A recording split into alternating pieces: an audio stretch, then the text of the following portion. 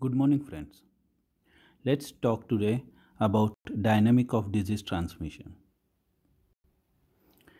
In order to understand the epidemic or the magnitude of pandemic, we need to understand the mode of transmission of disease. Transmission nothing means spread of disease from one person to another person.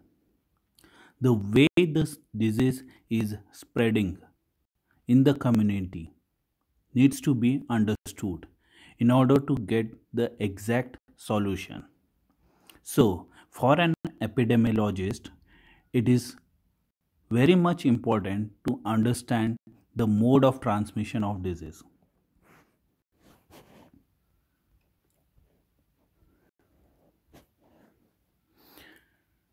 The dynamic of disease transmission consists of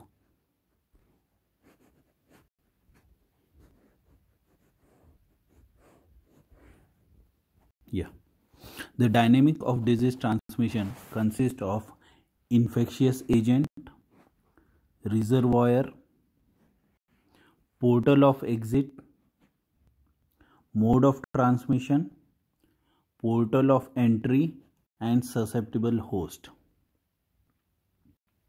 The infectious agent covers the entire cycle to enter into the host.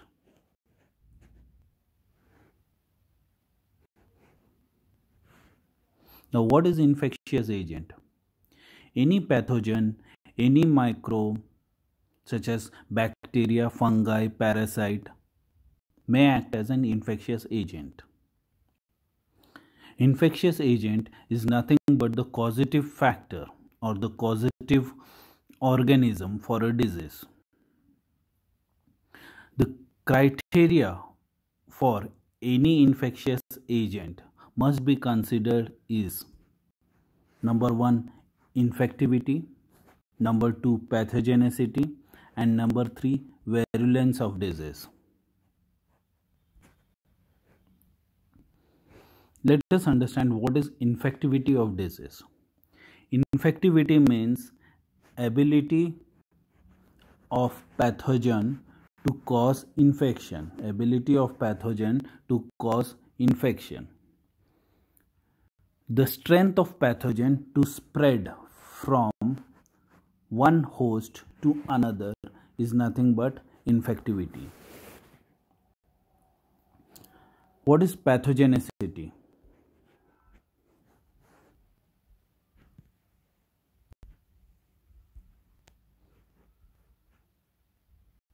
What is pathogenicity? The disease producing capacity of pathogen. Not all bacteria are harmful.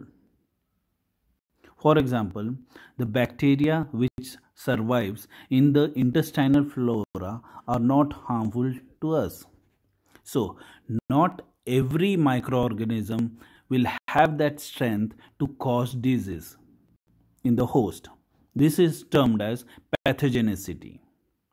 Infectivity means the ability to spread from one host to another, and pathogenicity represents the strength of organism to cause infection.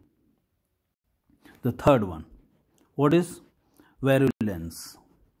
The degree of the damage caused by pathogen to the host.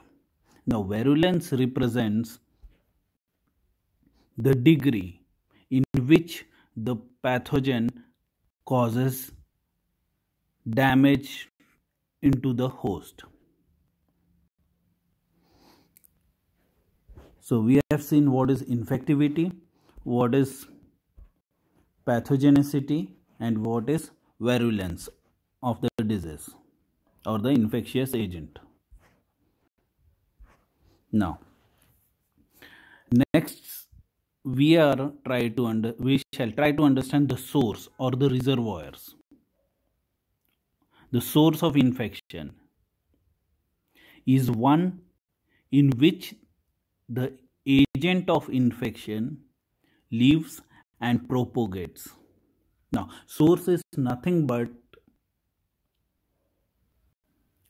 let us understand, the Coke is stored in the bottle.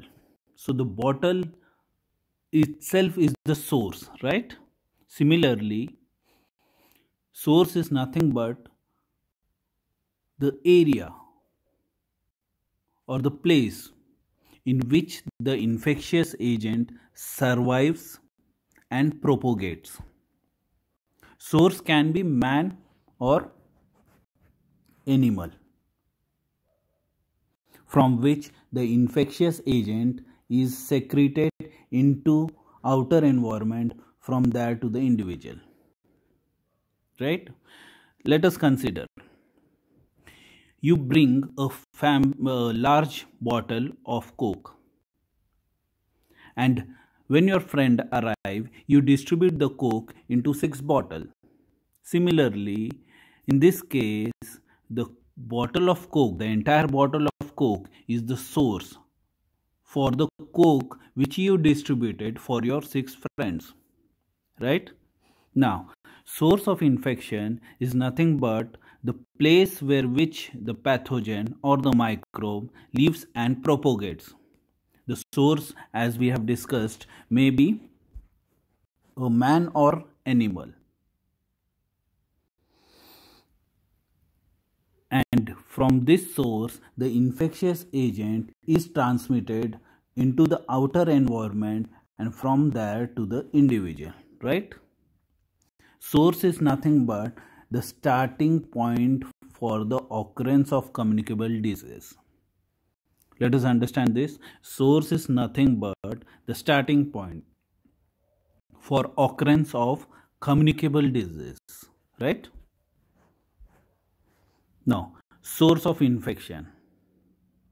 HAIs may be caused by infectious agent from. This source of infection can be classified into endogenous sources and exogenous sources. Endogenous sources are body sites such as skin, nose, mouth, gastrointestinal tract or female genital tract that can inhibit the microorganism. These are endogenous sources. Endogenous sources are body fluids, skin, nose, mouth, gastrointestinal tract, and female genital tract, male genital tract. Source is nothing but the starting point of occurrence of disease, right? We have seen the source is a place where the microbe survives and propagates. The endogenous sources are nothing but body fluids, gastrointestinal tract, skin, nose, mouth. Okay. Now, what are exogenous sources? Exogenous sources are those external to the patient, such as patient care, personal visitors, patient care's equipment, medical devices, or healthcare environment. Right? Exogenous source of infection may be patient care personnel, the bed sheet or the towel which the patient uses, the visitors who come in contact with the exogenous source, equipments, the medical devices, or healthcare environment. Healthcare environment is nothing but an hospital setup. All this comes under exogenous source of infection, right? Now, there are 3 types of reservoirs: human reservoir, animal reservoir, and non-living reservoir. So, the source can be classified into 3 types, right? Human reservoir, animal reservoir, and non-living reservoirs. Let us understand this. Now, in order to understand deeply what kinds of human reservoir we have, we need to understand this slide. Human reservoir can be classified into cases and carriers. Now, the cases are further classified into primary case, index case, secondary case. And depending upon the signs symptoms, it can be classified into clinical cases, subclinical cases, and latent infection cases. Right? Now, the types of carriers are incubatory carrier, convalescent carrier, and healthy carrier. According to the duration, temporary carrier and chronic carrier. According to the portal of exit, we have got urinary, intestinal, respiratory, and others. Let us understand one by one. What is a case? A person in the population or study group identified as having particular disease, health disorder, or condition. An individual under investigation. Now, a case is nothing but a person in the population or in a study group. And the case is under investigation. We are trying to get all the details about that person. So that person is known as case. Now, depending upon this presentation or the sign symptoms, the cases can be classified into three types. That is clinical cases, subclinical cases, and latent cases.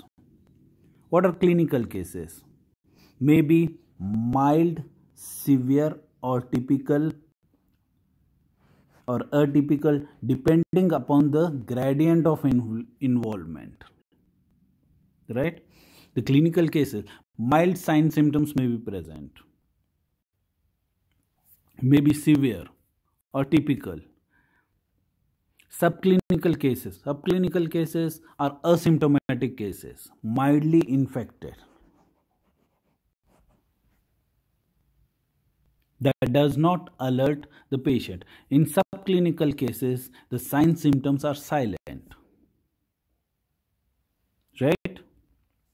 Now, asymptomatic cases or latent cases are asymptomatic infection capable of showing symptoms under some circumstances if activated.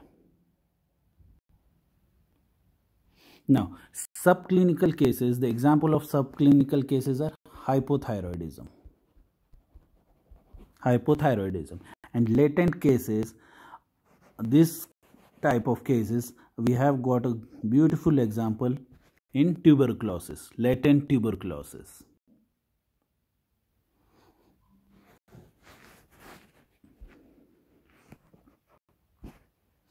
Now, clinical cases.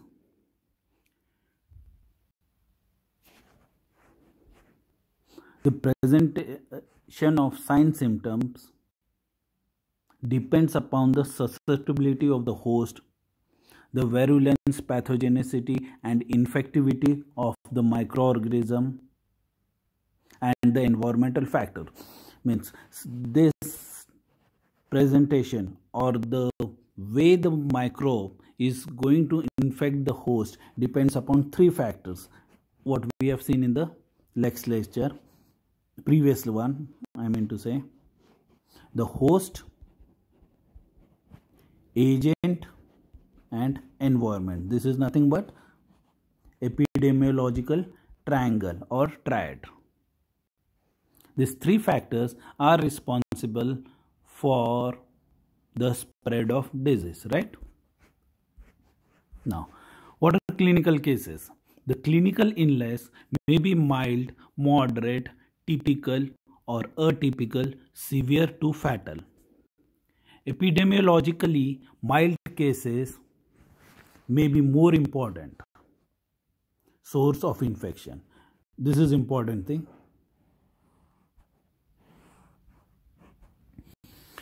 What this means, when a patient is in silent mode or the sign symptoms are not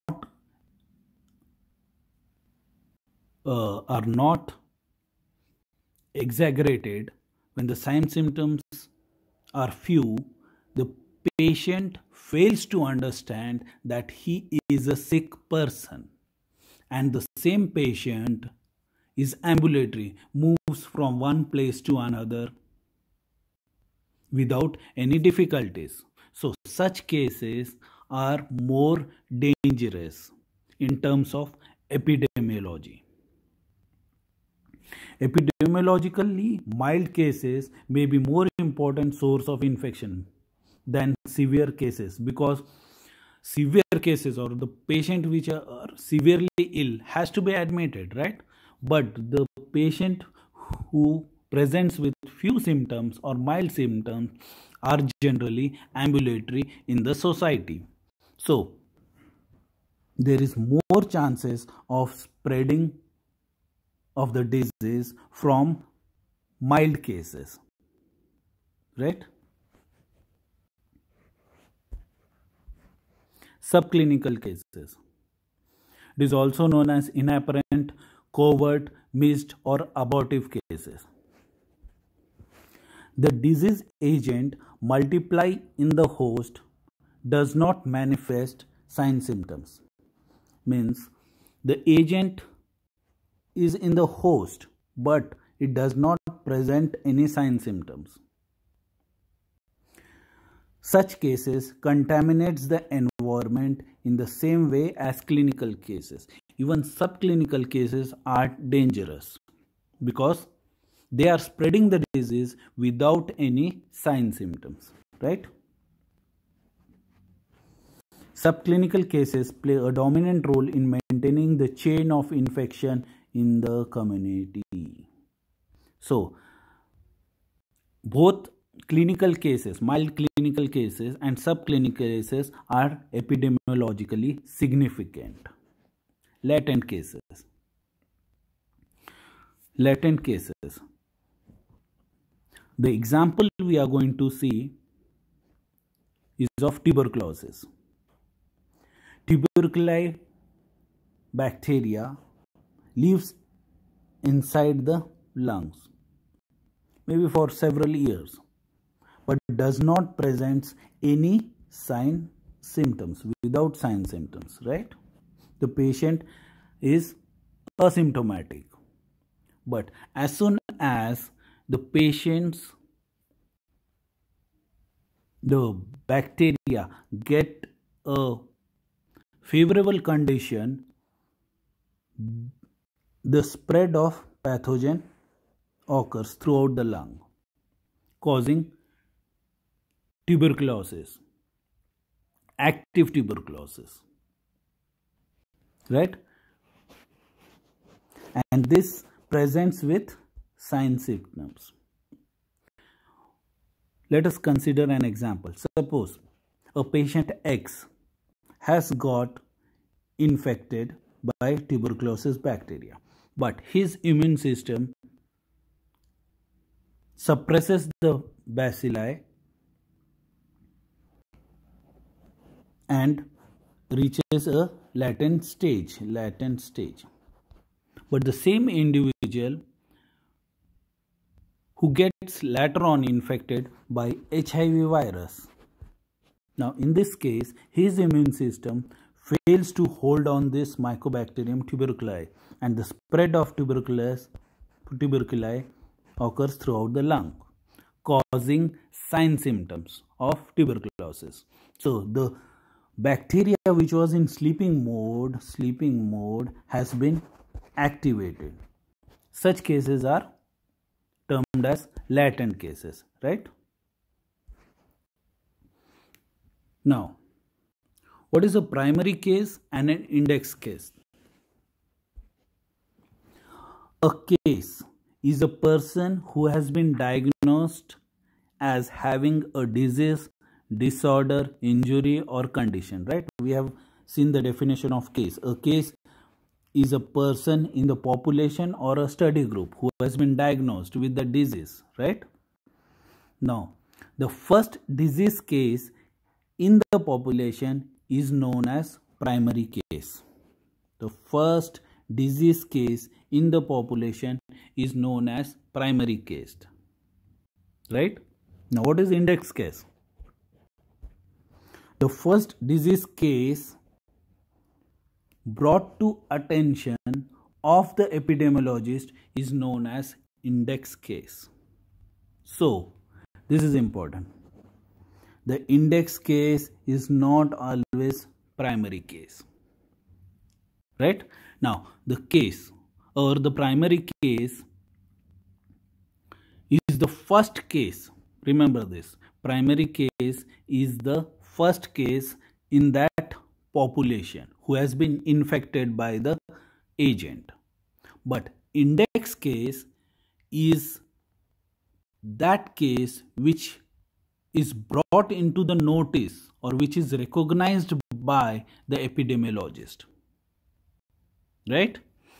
It doesn't mean the index case has to be the primary case. Is this clear?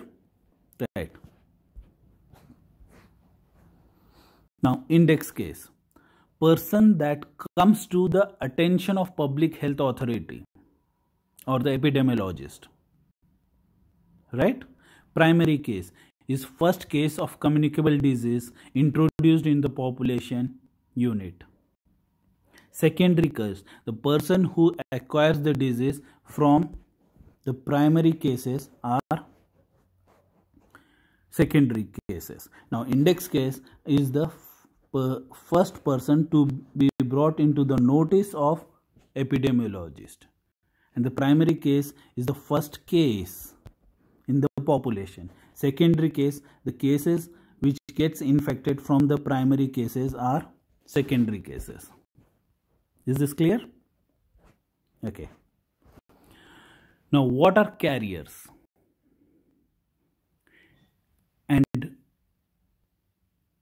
why is it important to understand carriers? Carriers, it occurs either due to inadequate treatment or immune response, and the disease agent is not completely eliminated, leading to carrier state. Now, how are carriers formed? We know that when a bacteria enters the host, the immune system gets activated. The immune system tries to kill that bacteria. If the immune system fails to entirely eliminate the bacteria, or the treatment which is given fails to eliminate the bacteria completely, the bacteria remains activated in the host, leading to a carrier state.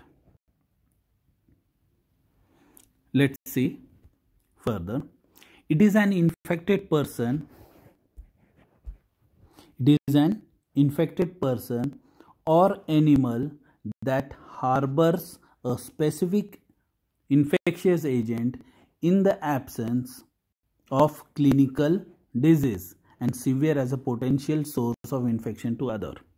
Now, because of inadequate elimination of the bacteria, such person harbors the agent. In such host, the agent survives, propagates, and such patients are capable or have got that potential to spread the infection. They are known as carriers.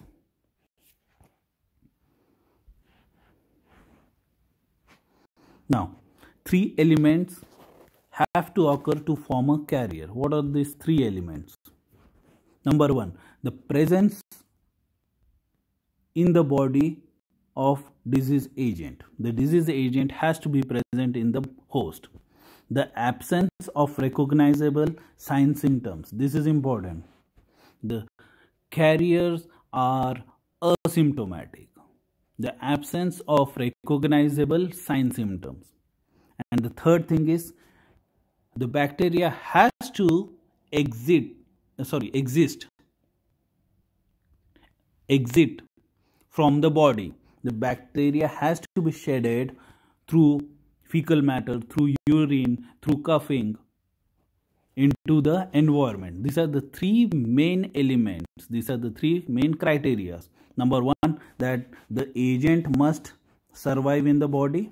Number 2, absence of signs symptoms. And number 3, the host has the capability to shed the bacteria, right? Now, classification of carriers. According to type,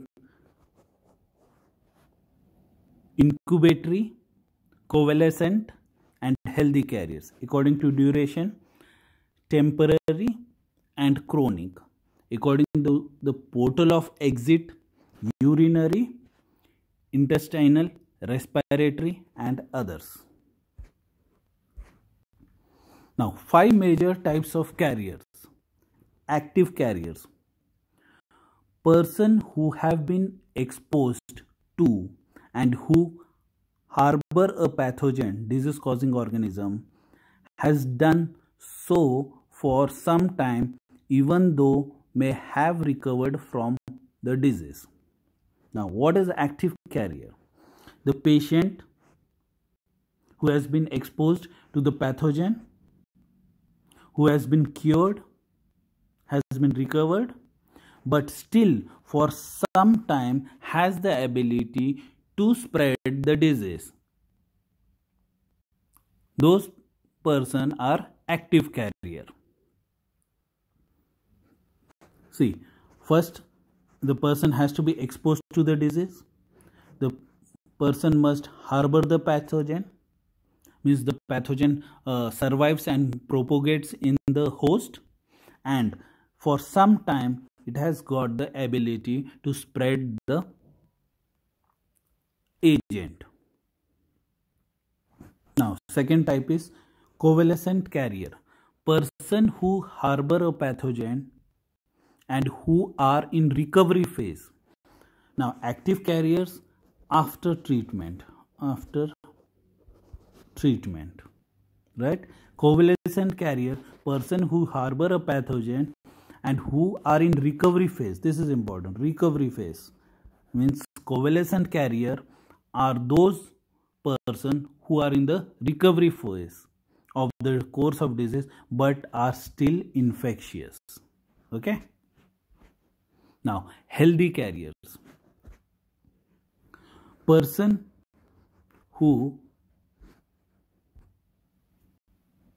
have exposed to and harbor pathogen but still haven't become ill. This is important. The person has not become sick and has shown no clinical sign symptoms, also known as subclinical cases.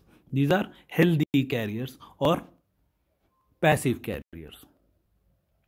Means the agent enters the host, survives, propagates inside the body of host, but the person doesn't present with any sign symptoms. These are subclinical cases and still are able to spread the infection. These are healthy or passive carriers, right? Number 4, incubatory carrier. Person who have been exposed to and who harbor the pathogen are showing sign symptoms, have the ability to transmit the disease, right? After the incubation period is over, the person is showing the sign symptoms and are still able to transmit the disease. This is incubatory carrier. Intermittent carrier. Person who have been exposed to and harbor a pathogen and who can spread the disease at different places or in intervals. These are intermittent carrier. Now, the 5 types of carrier. Active carrier, the person who has been treated and still for some time can spread the pathogen. Convalescent carrier, the person who is in the recovery stage. Healthy carrier, subclinical cases. Incubatory carrier, after the incubation period the person presents with sign symptoms and has the capacity to spread the disease. Intermittent carrier, the person spreads the disease at some places and in a different intervals. Now, Mary Mallon is also known as Typhoid Mary. This was first identified. She was first identified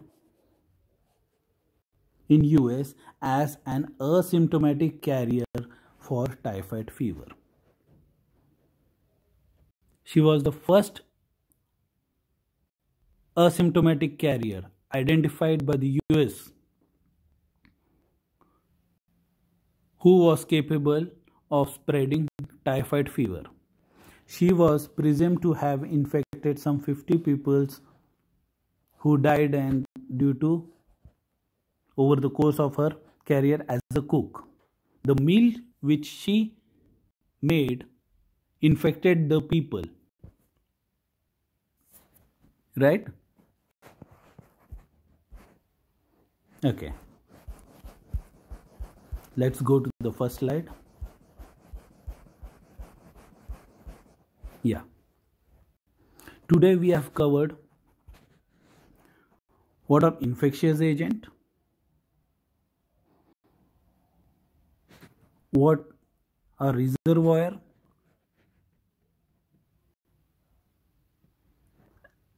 and what is the meaning of carriers. The remaining part we shall cover it in the next lecture. Thank you. Have a nice day.